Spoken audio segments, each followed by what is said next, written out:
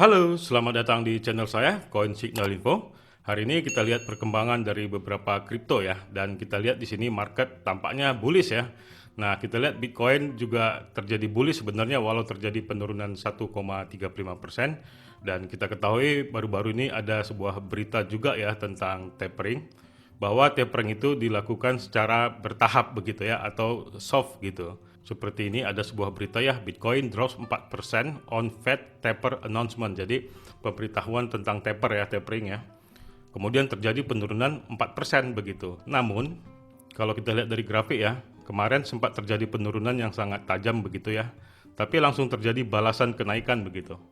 Jadi tidak ada yang perlu ditakutkan juga untuk tapering ini sebenarnya. Tapi dari segi logika sih sebenarnya kripto ini sebenarnya tidak terlalu berpengaruh ya. Walaupun ya memang beritanya mempengaruhi, tapi secara market tampaknya tidak begitu. Karena kita ketahui tapering itu apa begitu ya, tentang pengurangan ataupun menstop pembelian aset atau menambah aset untuk negara Amerika Serikat begitu ya. Nah, apa pengaruhnya dengan kripto begitu? Itu kan lebih bersifat ke arah obligasi dan surat utang yang seperti sebelumnya pernah saya jelaskan juga ya.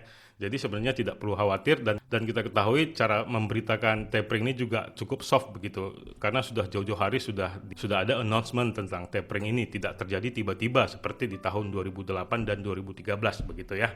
Nah, jadi kalau kita lihat dari dominasi juga Bitcoin ini tampaknya sangat bagus begitu. Saya di sini sudah terjadi penurunan 42% gitu, dan 42,29% ya. Tadinya 43% dan terjadi penurunan begitu.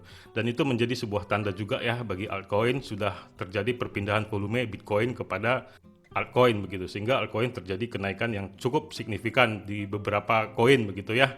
Kemudian kalau kita lihat juga ya, di sini saya lihat tentang Ripple. Ripple kemarin juga saya sudah bahas, sekitar 14 hari ataupun 2 minggu kemarin saya bilang akan terjadi kenaikan, bahkan lebih cepat sekarang terjadi kenaikannya begitu.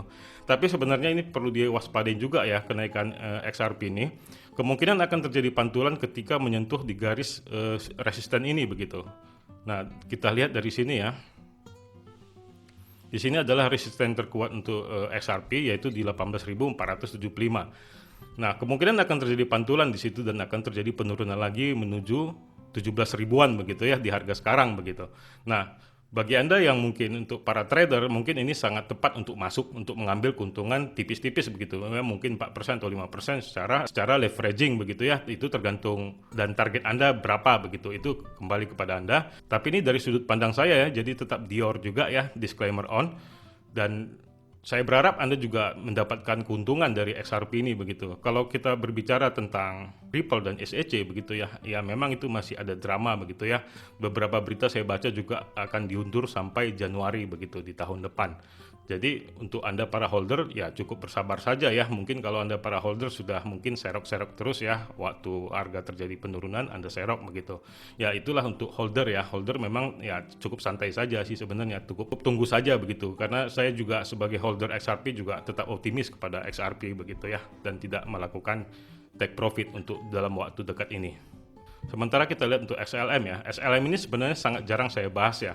Tapi XLM ini kenapa saya jarang membahasnya, memang dia lebih mengarah ke XRP juga begitu.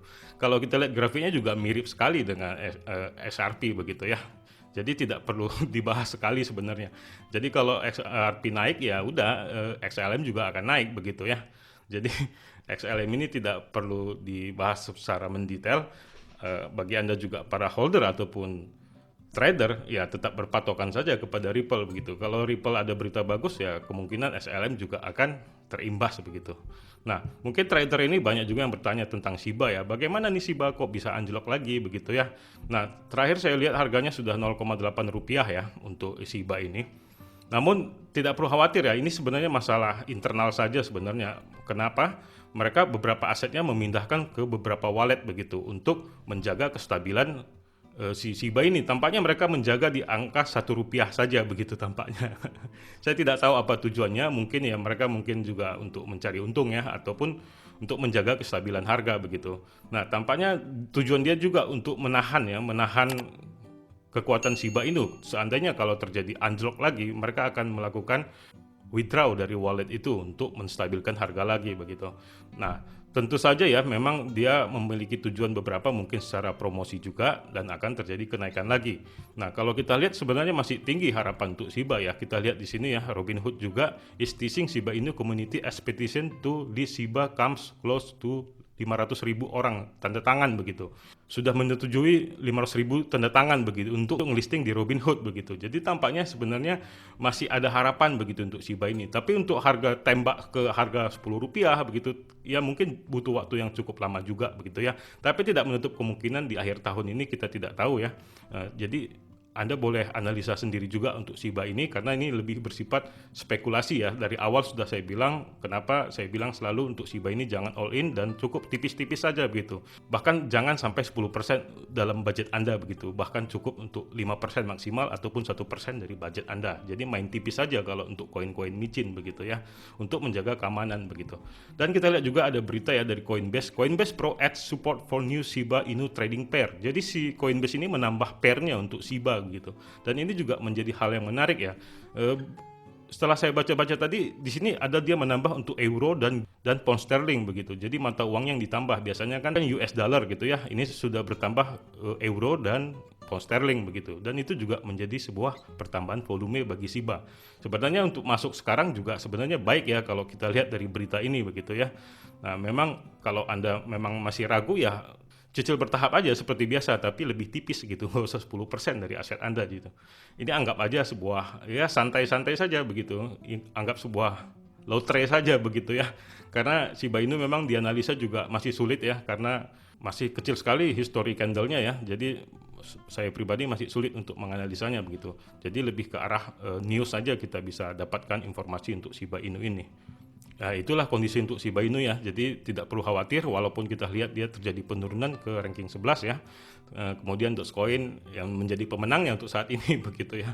Jadi tidak perlu khawatir juga ya. Memang seperti itulah market. Jadi ya, ketika terjadi penurunan seperti ini mungkin Anda bisa serok. Nah, secara tipis-tipis ya tunggu saja di Rp1 lagi.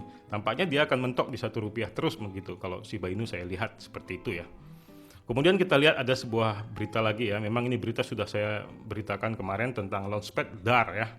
DAR ini akan launch tanggal 4 ya. Tanggal 4 mungkin hari ini di jam 3 dia akan launch di Binance ya.